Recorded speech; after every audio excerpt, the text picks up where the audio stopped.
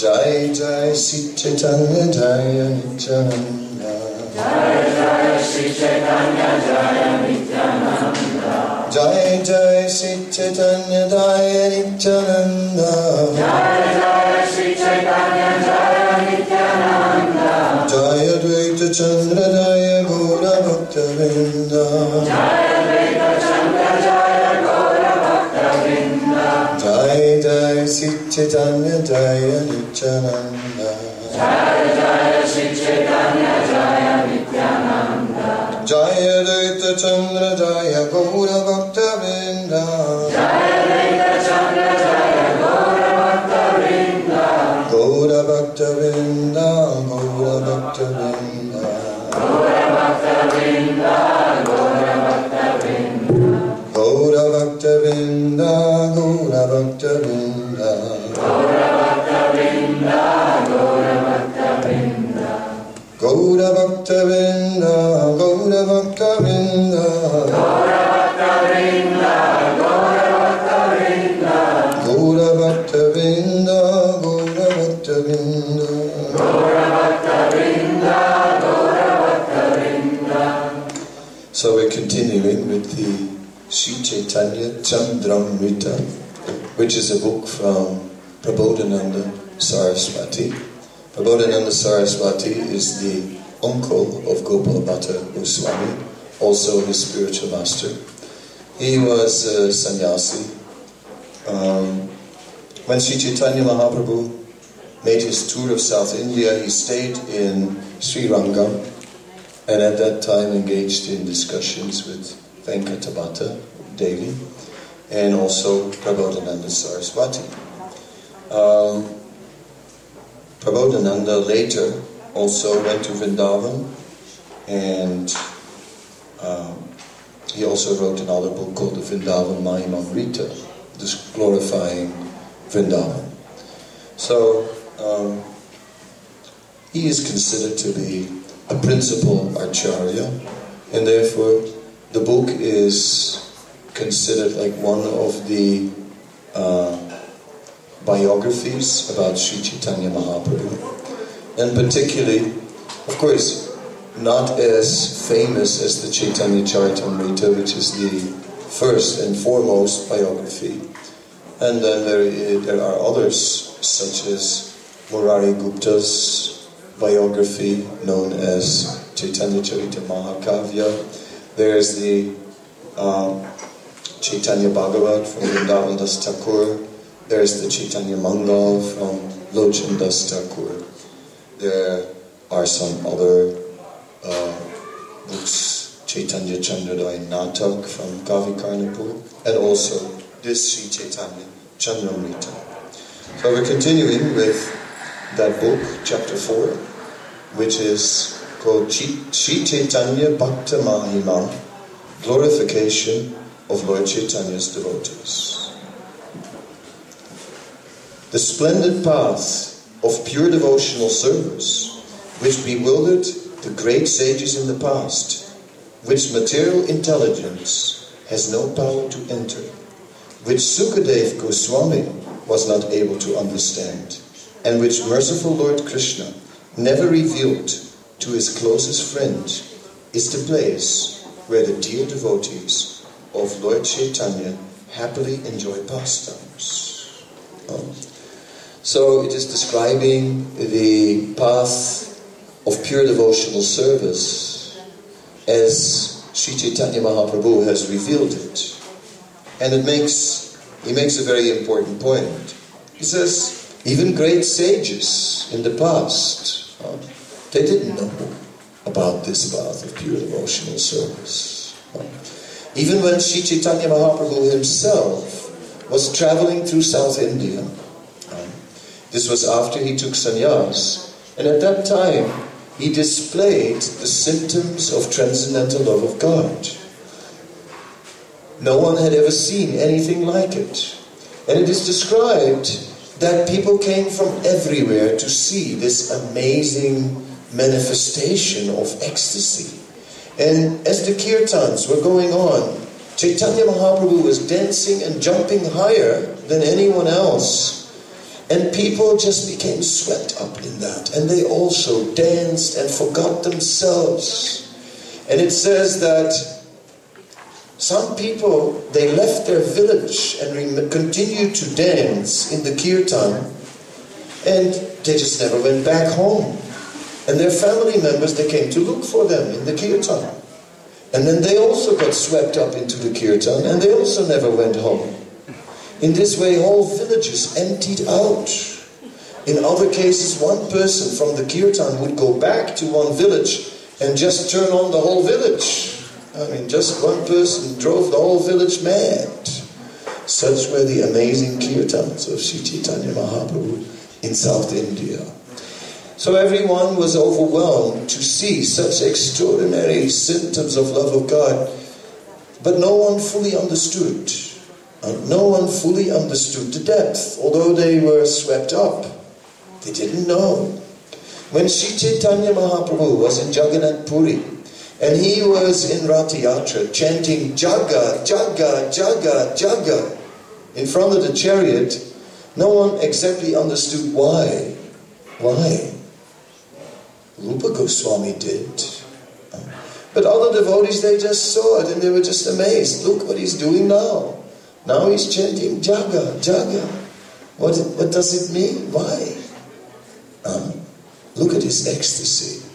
But Rupa Goswami wrote a verse in the mood of Srimati Radharani in Kurukshetra, who was desiring to meet Krishna again in Vrindavan. Not in that atmosphere of Kurukshetra where Krishna came with an army from Dwarka, surrounded by guards in royal dress on royal chariot, and in that still Krishna, but not accessible. How could you approach him now? And she was longing to meet again that Krishna from Vrindavan, from the nights, the full moon nights in Chaitra, playing the fifth note on his flute on the bank of the Yamuna under the Vantasi tree. So Rupa Goswami described. So, what shall we say? Rupa Goswami understood the nature of Lord Chaitanya's love of God. But even Venkatabhata could not understand. He was such a scholar. Lord Chaitanya discussed with Venkatabhata. He could not understand actually the inner nature of Chaitanya Mahaprabhu's pastimes. And one day Chaitanya Mahaprabhu asked him. He said, why is it? He said, is it true? Is it true that Lakshmi is always dedicated to the worship of the lotus feet of Lord Narayan? Oh yes. Lakshmi is totally dedicated. She is 100% always fixed on serving the lotus feet of her Lord. And then Chaitanya Mahaprabhu said, then can I ask a question? Please go ahead. Then how is it that your Lakshmi, who is so chaste, performed austerities to enter into the Ras Leela pastimes with Krishna? Well, what kind of question is that? There is no difference. There is no difference between Narayan and Krishna. Therefore, Lakshmi's chastity is still the same. Sri Chaitanya Mahaprabhu said, all right. But why is it then that although Lakshmi performed all these austerities, that she could not enter into the pastimes of Krishna? And then Venkatabhata said, he said, the ways of the Lord are mysterious. So there Venkatabhata shows that he did not understand. He did not understand the difference between the quality of the devotional service of Vrindavan and the quality of the devotional service of Vaikuntha, where Lakshmi is totally dedicated to Krishna and worshipping him, to Narayan, worshipping him in all his opulences. But it is not the same as that mood of Vrindavan, which is totally dedicated to the satisfaction of Krishna, to an extent like no one could imagine. No one had ever seen such intensity. Uddhava was amazed when he came to Vrindavan. He was just amazed to see such intensity in Nanda Maharaj and in Yasoda. Yasoda was saying, how could you let him go? How could you do it? How could you let him go with Akrura? How could you let him leave? It's like Ananda Maharaj would just say, you mad woman, what are you talking? Huh? Krishna's just gone to the fields and the forest. He'll be back this evening. Yasoda's gone mad.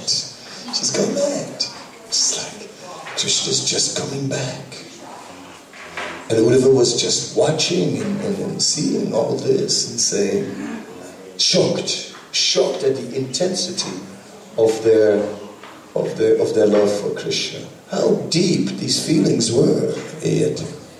Uddhava was the chosen devotee. In Dwarka, there was no one like Uddhava. It is said that Krishna would daily assemble in the Sudharma assembly house. This was the assembly house which he got from Indra and from the heavenly planets. And there, in that assembly house, there was no influence of disease, no influence of time. When you were in the Sudharma assembly house with Krishna in Dwarka, you would not get any older. So some people spend a lot of time. Anyway, a great opulence. So in this Sudharma assembly house, Krishna would meet. And then Ugrasena, who was the ruling king, he was seated on a throne towards Krishna's right, a little bit in the front of everyone else. Vasudeva was sitting right next to Krishna, also on the right side, but a little bit to the back of Ugrasena.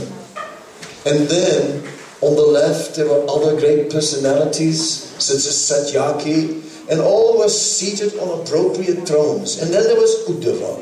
And Uddhava, he was joking with Krishna and speaking with Krishna, but in such a way that no one could understand. Because Uddhava was a great scholar. Uddhava was the disciple of Brihaspati, who is the spiritual master of the demigods. Therefore, Uddhava was so learned, so Uddhava would speak a line of a verse, and Krishna would understand what he meant to say. No one else. In this way, they had an intimate secret exchange. It is said that when Krishna would then retreat from meeting in the Sudharma assembly hall and would go into his own quarters, that Uddhava would just follow him. The ministers also came, but Krishna dismissed them, and Uddhava would stay. And Uddhava would not go. He would not leave. He just walked into Krishna's room in Dwarka, stayed there. He stayed there until Krishna would ask him, Uddhava, maybe time to move. Maybe now, Uddhava, I need a little time to myself. Then Uddhava would go, only then. Otherwise, never would Uddhava leave. So, it was Uddhava who was chosen to be the messenger, to go to Vrindavan. It was Krishna who stood on the roof of the palace in Mathura, gazing at Vrindavan. It was Krishna who was thinking about who to send for a long time. And then finally Krishna, suddenly the obvious choice had not come to his mind for some reason. Sometimes it's like that. The obvious solution, you don't see it. You think of 100 solutions, and only then can you think of the obvious one. And he chose Uddhava, because Uddhava was the right person in all respects. Sometimes the Yadus would see Uddhava come at a distance and they thought he was Krishna. Because being Krishna's cousin, he looked very much like Krishna. Although he was a Kshatriya, and generally Kshatriyas had a lighter complexion, he was also dark, like Krishna. Wearing similar clothes. From a distance, he could easily be mistaken.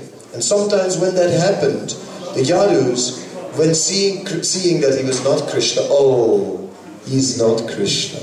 Some disappointment. But then, still they would be happy. Still they would be happy because Uddhava was such a wonderful person that to have his association was still very, very enlivening. He was such a devotee of Krishna. Everyone knew it. He's the greatest devotee of Krishna. And he was close to Krishna. Krishna really loved him so much. And he loved Krishna so much. Uddhava was very wise. He always knew what to say at the right moment, the right thing at the right time. And he was not proud. He was very humble. So in this way, Uddhava was just an amazing person. And therefore, when Krishna asked Uddhava to go to Vrindavan, Uddhava was overwhelmed. And then Krishna took Uddhava to Rohini, who was also there. And he asked Rohini to give blessings. And Rohini, she was very happy to give her blessings because she especially cared for Nanda and Yasoda. And she really wanted that a messenger would be sent. Krishna also took Uddhava to Balaram. Balaram also thought it was a perfect choice and gave all his blessings for Uddhava to go. So in this way, Uddhava left to Vrindavan. I mentioned yesterday that Uddhava was carrying gifts for the residents of Vrindavan, and he gave them these gifts, and then they said, "What is this? What is this? Does Krishna think now that we want these things from him? Does he think that we want these things from him? No. We don't want anything. We only want Krishna and nothing but Krishna. We don't want any other reward from our service. No. We don't pray to Krishna. Bless this, bless that, give me this, give me that. No. Nothing. They only wanted Krishna. Devotional service to Krishna and nothing else. That was Vrindavan. And when Uddhava saw this, he was just overwhelmed. And finally Uddhava realized, I am nothing in front of these personalities. And therefore he prayed to become a blade of grass in Vrindavan, so that the gopis of Vrindavan would step on his head so that he would get the dust of their feet. Lord Brahma, who knows all these things very well.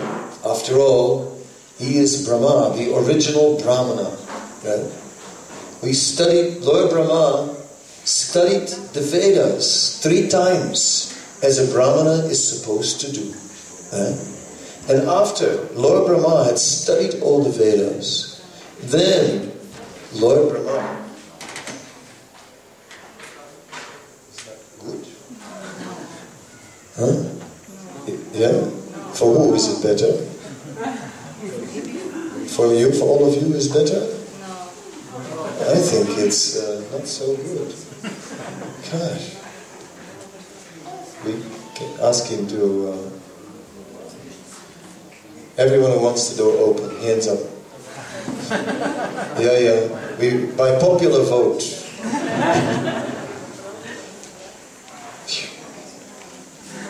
Now, Sachinanda Maharaj is special. He wears a sweater in the summer.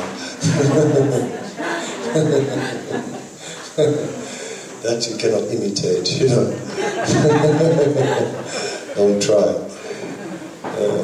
So, that's how we say it. Uddhava, Brahma. So Lord Brahma was the original Brahmana. Lord Brahma had studied the Vedas 3 times. Lord Brahma is the most intelligent of all living beings in the entire universe. One can just imagine Lord Brahma, how unlimitedly intelligent Lord Brahma is, and all his 4 heads can think independently. So, that's quite useful. 4 heads. Think about it. It's not a small thing. So, Lord Brahma and all these heads are very sharp, extremely sharp and intelligent. Still, Lord Brahma spent 60,000 years, celestial years of his time, in meditating on the dust of the feet of Vrindavan, of the gopis in Vrindavan, trying to understand the nature of that dust. And he could not understand. So with that, we can appreciate this verse, which says that the splendid path of pure devotional service, which bewildered the great sages of the past, which material intelligence has no power to enter, even Lord Brahma could not enter, which Sukadev Goswami was not able to understand. Why was Sukadev not able to understand? How come Sukadev is mentioned? Now it gets really confusing. Okay, one is closed. One closed. Must be compromised.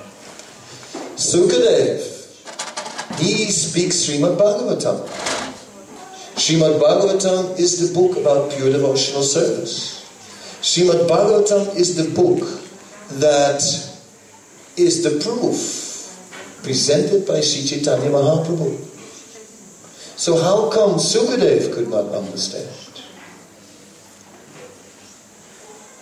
Even that is even more complicated. The speaker of Bhagavatam cannot understand.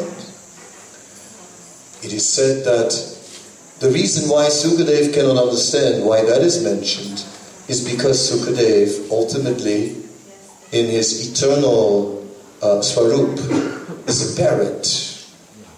He's the parrot of Srimati Radharani, and a personal parrot, a pet. So as a parrot, he is in that Swarup totally dedicated, but even he cannot fully grasp the love that the gopis of Vrindavan are experiencing. So even Sukadev could not fully understand that level of dedication. That's what is meant. Oh, it jumped to another chapter here. Yes. Merciful, and which merciful Lord Krishna never revealed to his closest friend. We are always emphasizing that Lord Chaitanya is the most merciful incarnation, but Krishna is very merciful by nature. We should not think that Krishna is not merciful. That Lord Chaitanya is merciful and Krishna is not merciful. No, Krishna is very merciful. Because Krishna, it is said, is more eager for us to go back to the spiritual world than we ourselves are eager to go. We think, well, I don't know. I was doing a program somewhere and speaking about back to Godhead, and then one person raised his hand and said that I'm not sure if I want to go to the spiritual world. I said, why are you not sure? He said, I don't know anybody there. And that's the kind of material perception of spiritual reality. But still, we all are a little bit like that. We can laugh, but in another sense, we are attached to the familiar, to the when we are outside our own place, then we feel also, I don't know, and when we come back, home, the ground on which I was born. It's very dear to my heart. Yes, so we kiss the ground. In Holland, when we do that, it gets wet, We kiss the rain. What can be said? So, like that, the tendency to go for the familiar, to what we know. Better a known evil than an unknown evil. Why do people stay with their family members? I mean, family members, every family, you know what I mean? If you know the truth about the family, they're all very nice, but in every family something is going on. Why they stay together anyway? Why? For what reason? For that reason, better a known evil than an unknown one. You know? I know that, you know, they have their problems, but I know how to deal with these problems. You know, I know how to deal. Ultimately, I don't like it, but I know how to deal with it because, you know, I know them very well. Yeah. So in this way, we can look at the family reality, and it keeps us small in our small reality. Yeah. So we understand now that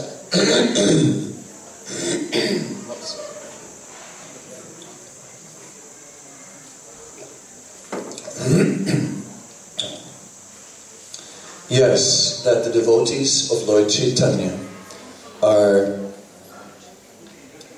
just fully aware of that eternal transcendental mood of Vrindavan.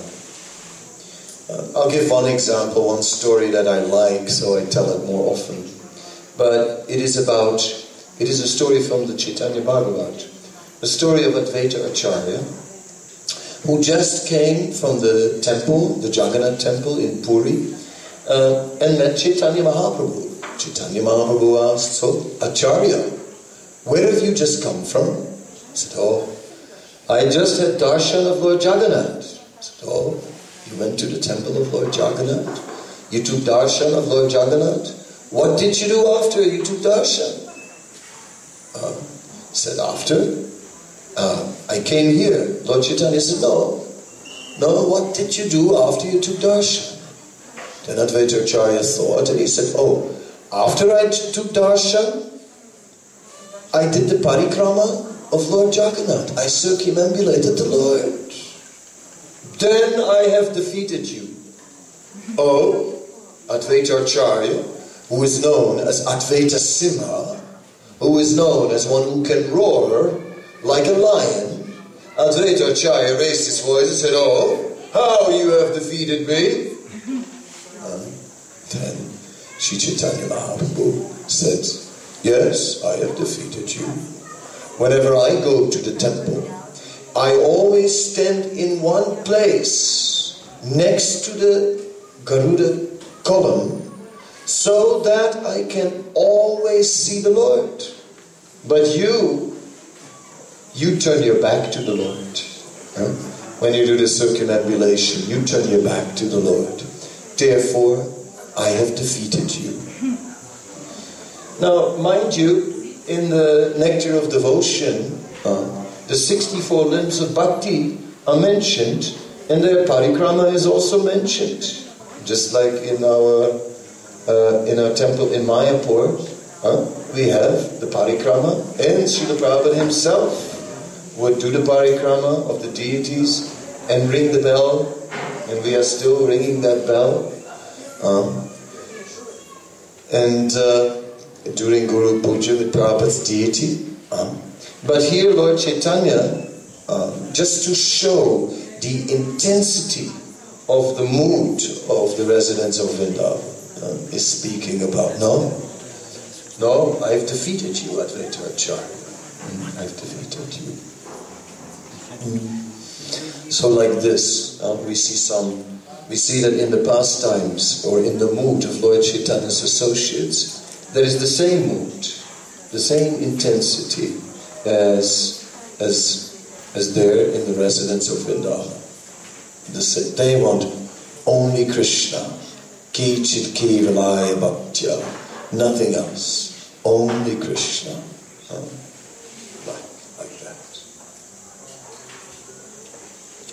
talk of impersonal liberation will not become bitter. The shackles of blind adherence to social and Vedic convention will not become loosened, and the tumultuous debate of Vedic scholars on the merits of various useless spiritual paths will continue as long as a devotee, who is like a bumblebee drinking the nectar of Lord Chaitanya's lotus feet, does not appear before the eyes. You see, again, talk of impersonal liberation, it will not become bitter. They'll keep on speculating, and this philosophy will re-emerge again and again until a devotee of Lord Chaitanya appears before their eyes. Then it becomes clear. Now we're dealing with something else.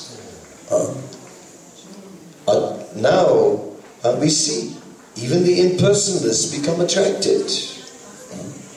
Even they are attracted to Srimad Bhagavatam. It's not their book. Not at all, by no means. Because even in the opening verses, it is clearly establishing that impersonalism is Kaitava Dharma, cheating religion. But still, even the impersonalist had to comment on Srimad Bhagavatam to secretly taste the nectar. Of course, we don't believe in the personality of Godhead, but is it sweet?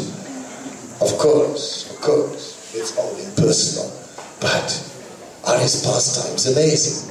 Of course. We know better. But still, something about Krishna is so attractive.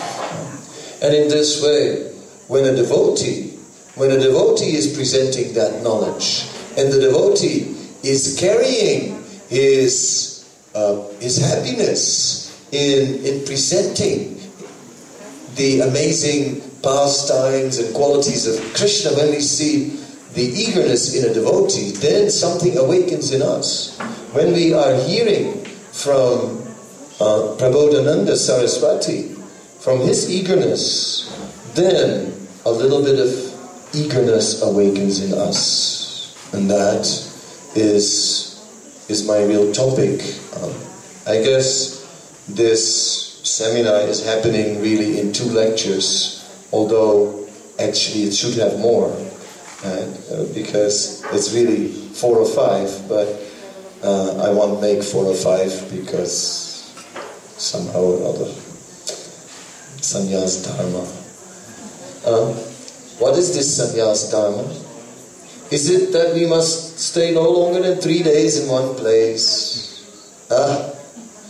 The Vaishnava sannyasis, they don't care so much about that. They don't care so much about that. Then what is this sannyas dharma? This sannyas dharma is that the sannyasi must be generous. He must generously give himself to the devotees. That is his business, as Krishna's representative, as Mahaprabhu's representative. He must generally give himself to the devotees. So yes, then how can they not come to Serbia when people say, "Are you coming? Are you coming?" Well, I wasn't planning. No. But you are coming, isn't it? You are, is it? No, you are. Then how can you not go, right? But the problem is, they do that everywhere. Right? So then it's Serbia, are you coming? I guess so. And then it's Vila Vrindavana. Are you coming? Oh, we have our 24-hour kirtan. You've come the last few years. Don't you know? Don't you know that if you do something, in Vrindavan they say, if you do something once for Krishna, then you got to do it again. It was so good, you must do it again. If you've done it twice, how can you not do it for a 3rd time? And the Vrijvasis say, if you do it 3 times, then it's a tradition and it can never stop. That's how they get you. See, devotees are very intelligent. Krishna Nadami Buddhi Yogam Tam, Krishna supplies them with intelligence and they capture you. They capture you, and then in the end, yes, then you have to go here, there, everywhere. This is sannyas dharma of the Vaishnava sannyasis. They have to give themselves, they have to give their heart to people. That is how it works.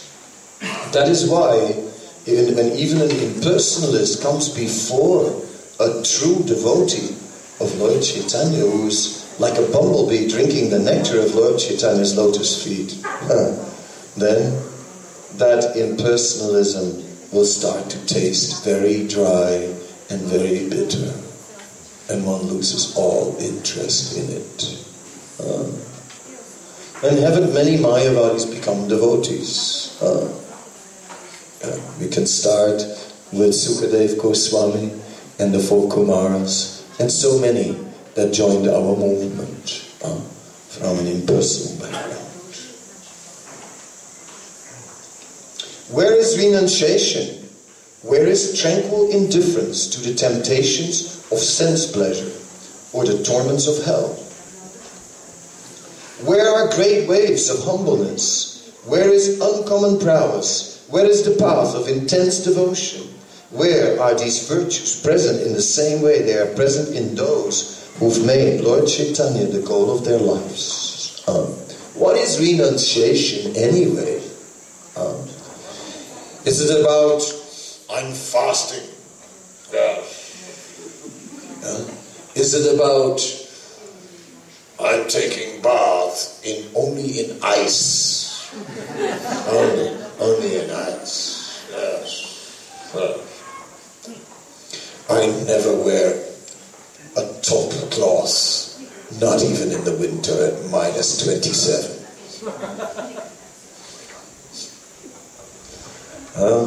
All this kind of, that is not renunciation. Renunciation is not just about who can give up the material energy, who can give up material enjoyment, who can give up the most. No, renunciation means one can give up the material energy and be totally satisfied with Krishna consciousness. Not feeling the pinch. It's like,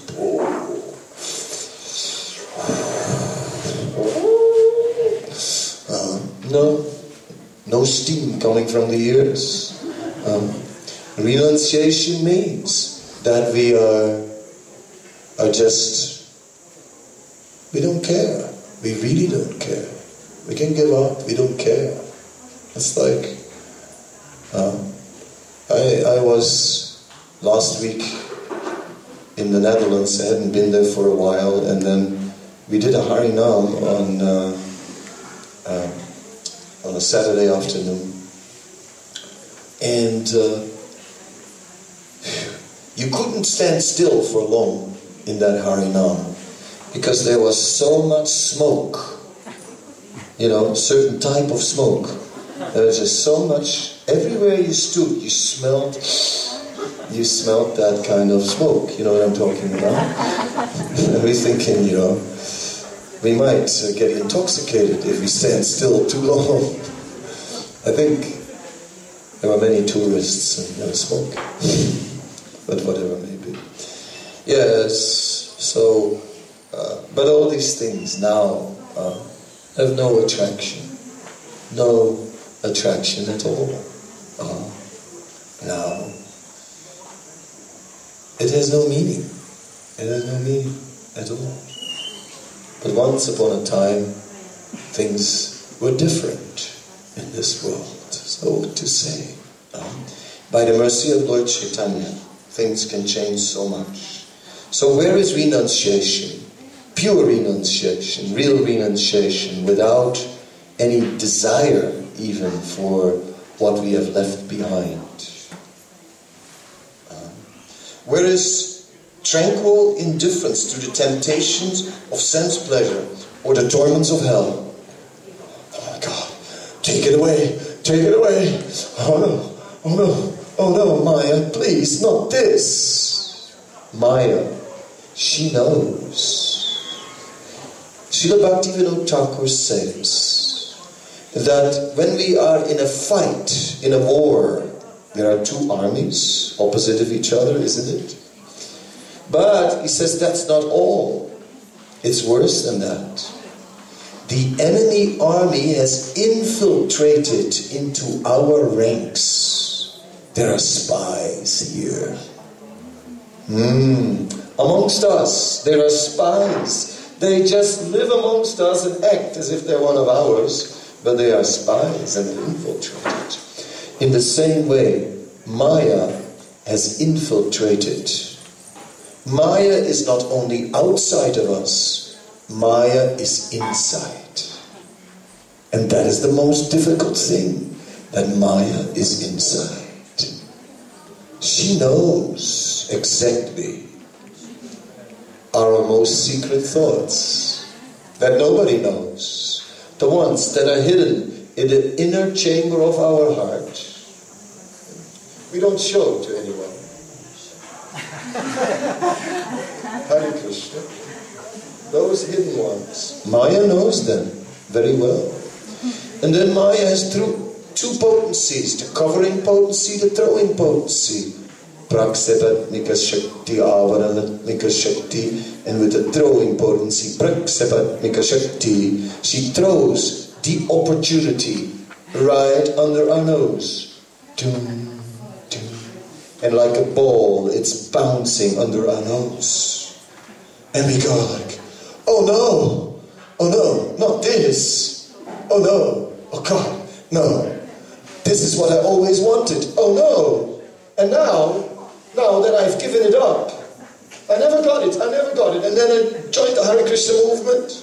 And now it comes. It's not fair. Oh no, this is not fair. Come on. This is what I always wanted, and now it comes. Oh no, now what will I do?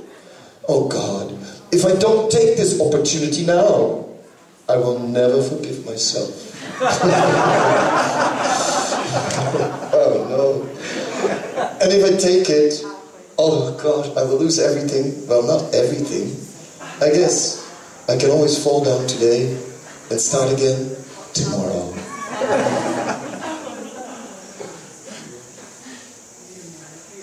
So Maya is like that. Yeah?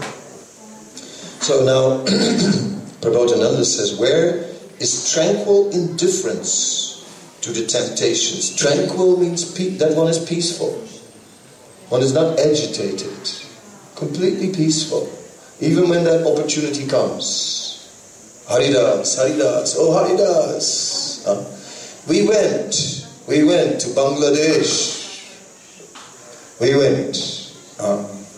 And there we went to that place where Haridas Thakur was seated and was chanting his rounds when that prostitute came.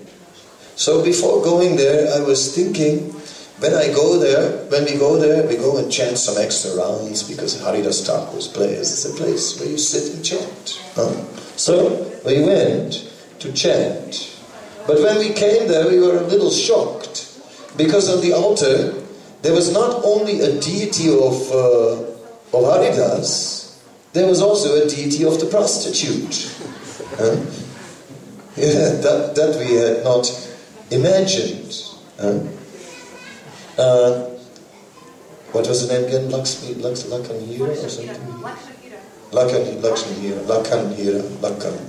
Lakanhira. Yeah, the one who has jewel-like qualities. So she was there on that altar, and that was kind of amazing because it changed my whole meditation. And when I prayed to Haridas, I didn't pray for the power to chant so many names. I thought I was going to do that before. I'm going to go there, I'm going to pray for the power to chant the holy name. But I didn't do that. In the end, I prayed to become free from lust.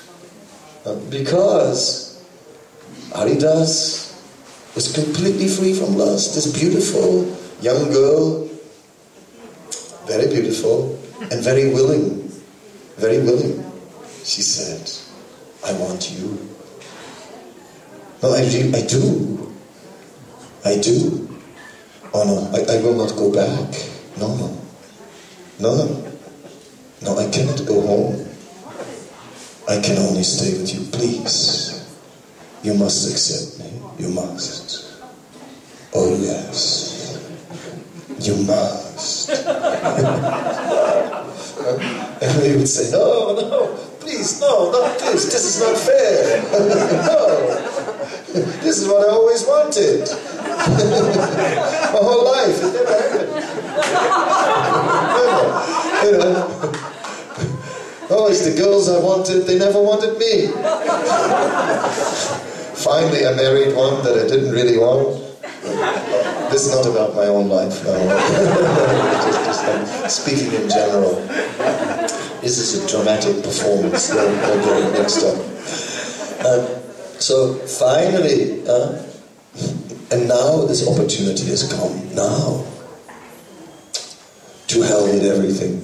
To hell with my wife and 7 children, my grandchildren. To hell with my boss. To hell with my job. To hell with social prestige. Now, this opportunity, I cannot let it go.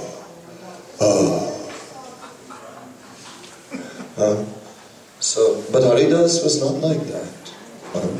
Haridas was completely peaceful, completely, and all alone was compassionate, was just thinking, how can I deliver this girl? Somehow or other. She's bewildered. She's somehow or other bewildered. How can I save this girl? That was all he was thinking about. He didn't think, oh, this beautiful young girl, take her away. Women, Maya, women, should behave according to the Manu Samhita, they're too liberal, what's going on? He was not thinking in this way. They don't know what etiquette is these days. They're low class. They have no culture. Neither do we. That's the problem. Who has culture? It's not on the strength of culture that we will be successful. It will only be by carefully taking shelter of the mercy of Sri Chaitanya Mahaprabhu that it can be done. But very carefully. Rupa Goswami has a verse in his verse book. There is a verse book, Rupa Goswami's verse book. You can look it up on Sri Internet, and sure enough, you'll find it. It's called ISKCONDesiretree.com. There it is under Gora books. You go to ISKCONDesiretree.com. E-books, pull down window. Then go to Gora books. Click Gora books. Window opens. Long list of acharyas. To the R. Rupa. Click. There it is, long list of books, and then go to the P, Panjavali, click, go to verse number 11 of Rupa Goswami's verse book, and there, in verse number 11, it tells us how to deal with sex desire. And that's useful verse, right? So it says there, that not by renunciation, no, not by learning, not by piety, not by any of these things can sex desire be overcome. Oh no. Not by fasting. No. Only Ekadasi. It's almost lunchtime.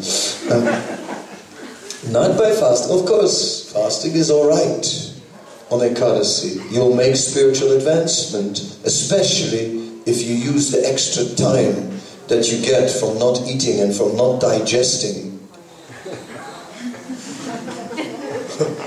What happened to you? I took prasada.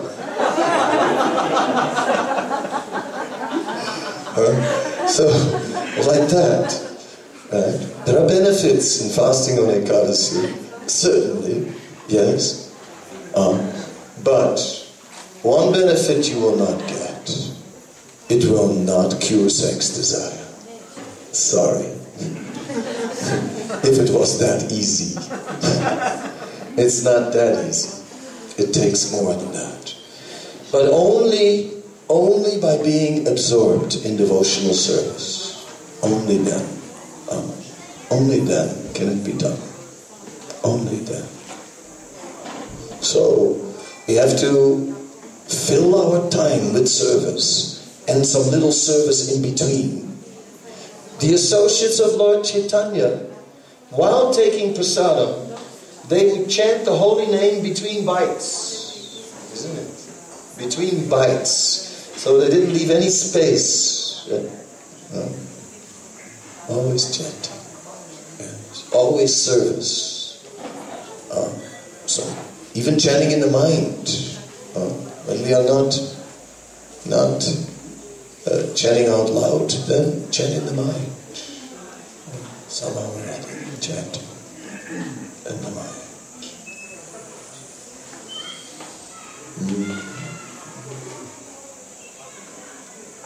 So now I will conclude this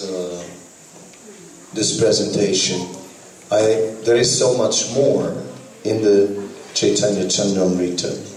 It's not a very long book. And actually, while you are at ISKCONDesiretree.com, and while you have already clicked on Gaudiya Vaishnava Acharyas, okay, you may as well have a look at Prabodhananda Saraswati. P-R, Prabodh, click, open, whoop, there it is, pull down menu, okay, Caitanya Candamrta, click, download, depends on your computer. If it takes a long time, you can chant one round, or two, or three, but eventually it will be there. And then, it's not so much, you could even print it out, or read it on a Kindle, or whatever, e-book reader.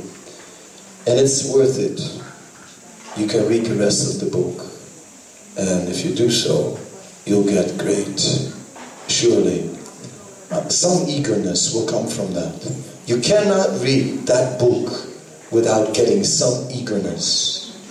So, but shouldn't we read the Bhagavad Gita first? It's a small book. It's a small book. So you can read it in between. Instead of the nap that you take between the verses. Or isn't it on every Thursday you read the Bhagavad Gita? So the other 6 days you can read something else, no problem. Yeah. So there is some time to read it in between. It's not in competition with first we want to read Prabhupada's books before we want to read any other books. Of course we want to read Prabhupada's books, and of course they have the priority, and there is no doubt about it. But the books of the Acharyas, sometimes we can also have a look at it, and it will kind of give us a fresh outlook. And then we turn with some fresh energy back to Prabhupada's books and so on. And that was the idea of this seminar. Therefore, I chose this text. But most of what I spoke in the explanations to these verses was all Prabhupada's books. I was quoting and quoting and quoting and quoting, so much quoting, so much. Yes, that's why I got classes from so much reading, so much quoting. So, whatever may be. So yes, I hope this will be of great inspiration. So thank you very much for being here. It's just no time for questions. It is time for Swami. So what to do? We have to obey the demands of nature. So thank you very much. Srila Prabhupada ki jai. Shri Caitanya Mahaprabhu ki jai. Shri Shri Panchatattva ki jai. Yuga Dharma Harinam Sankirtan ki jai. Nitai Gaura Premanandi.